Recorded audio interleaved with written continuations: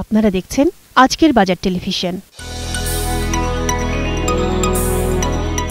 স্বাগত আজকের বাজারে। প্রিয় দর্শক, অনেকেই বলে থাকেন ব্যবসা করা সহজ নয়, আবার কেউ বা বলে থাকেন ব্যবসা করতে টাকা লাগে অনেক জ্ঞান, বুদ্ধি আর মেধা। সত্যি কি তাই? ছোট বড় নানা ধরনের ব্যবসা অনেকেই করছেন সফলভাবে। কিভাবে শুরু করা যায় কোনো ব্যবসা? কত টাকাই বা মূলধন লাগে? কিভাবে হওয়া যাবে সফল ব্যবসায়ী? আর কতটাই বা থাকতে হবে পড়ালেখার যোগ্যতা? সফল ব্যবসায়ীদের কাছ থেকে সরাসরি তাদের অভিজ্ঞতা আর পরামর্শ নিয়ে সাজানো হয়েছে আমাদের এই আয়োজন আজকের বাজার গাইডলাইন।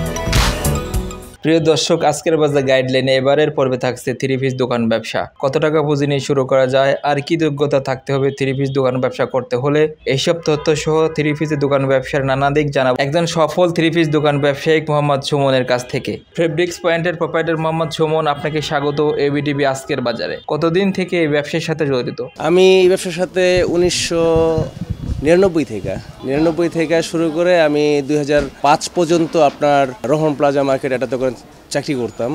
মাঝে কিছুদিন আমি যে একটা মার্কেট ছিল ওখানে 7 স্টার, যেটা এখন বর্তমানে সিটি কর্পোরেশন মার্কেটের নামে পরিচিত। তা আমি ওই মার্কেটে কিছুদিন সেলসম্যান হিসেবে চাকরি করছি। অভিজ্ঞতা যখন হইল আস্তে আস্তে, তখন রোহন প্লাজা মার্কেটে দোকান নিলাম। তো টোটালি আমার এই ফ্যাব্রিক্স আইটেমে আমার অভিজ্ঞতা হচ্ছে 19 থেকে 20 বছর টোটালি। মাঝে আমি মুদি দোকানও ছিল, আমাদের বাবার মুদি দোকান ছিল, সেখানে সময় দিছি। মানে ব্যবসার প্রতি আমার ছোটবেলা থেকে খুব ছিল, আগ্রহ ছিল।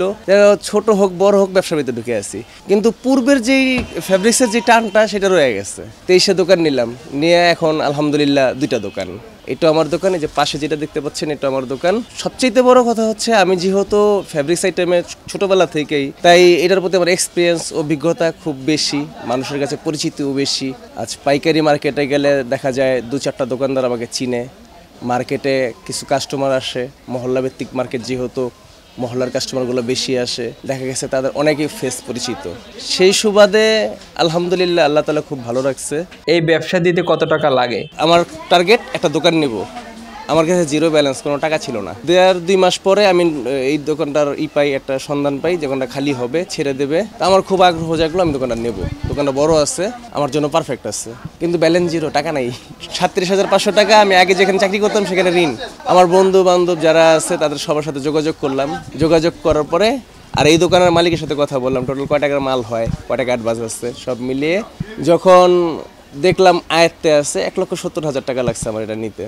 মানে স্টেট দোকানে অ্যাডভান্স প্লাস কিছু মাল ছিল, এগুলো সহকারে 1,70,000 টাকা লাগছে।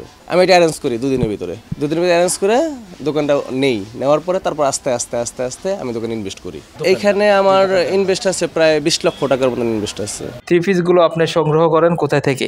আমাদের বেশিরভাগ প্রোডাক্ট সংগ্রহ হচ্ছে ইসলামপুর থেকে। ইসলামপুর, বান্ডি বাজার, চাঁদনী চক, এগুলো হোলসেল মার্কেট, এখান থেকে আমরা কালেকশন করি। আমাদের কাছে সব লেডিস আইটেম, দেখা গেছে আপনার 3 পিস, গজ কাপড়, স্কুল ড্রেসের কাপড়টা আমাদের এখানে পাওয়া যায়, বিভিন্ন স্কুল কলেজের ড্রেস কাপড়গুলো পাওয়া যায়, ইউনিফর্মের কাপড়গুলো পাওয়া যায়, মাদ্রাসার কাপড়গুলো পাওয়া যায়। এটা হচ্ছে অতিরিক্ত। তাছাড়া আমাদের 3 পিস, গজ কাপড় এগুলো আর কি একদম সবসময় মোটামুটি কোয়ালিটিফুল কালেকশনগুলো আমরা রাখার চেষ্টা করি। এই ব্যবসা করতে অভিজ্ঞতার দরকার আছে?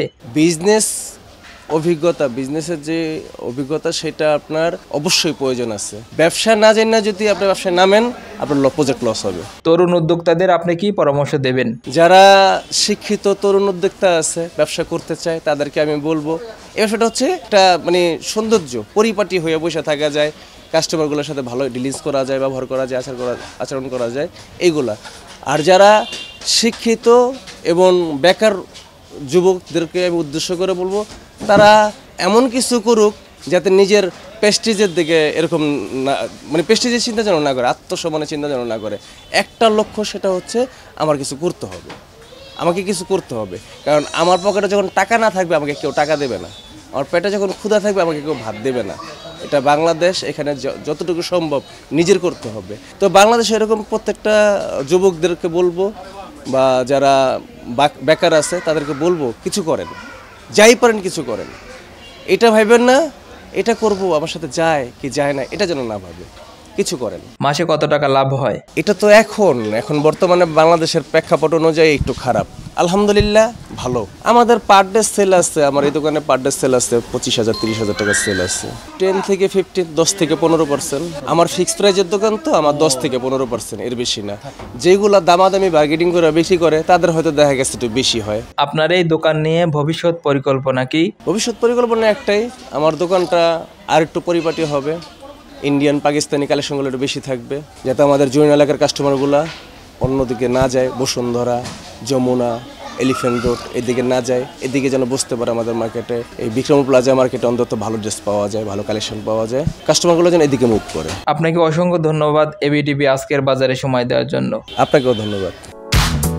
দর্শক, ভিডিওটি ভালো লাগলে লাইক দিন। নতুন নতুন আরও ভিডিও পেতে আমাদের চ্যানেলটিকে সাবস্ক্রাইব করে পাশে থাকা বেল আইকনটিকে ক্লিক করুন। এতক্ষণ সঙ্গে থাকার জন্য ধন্যবাদ।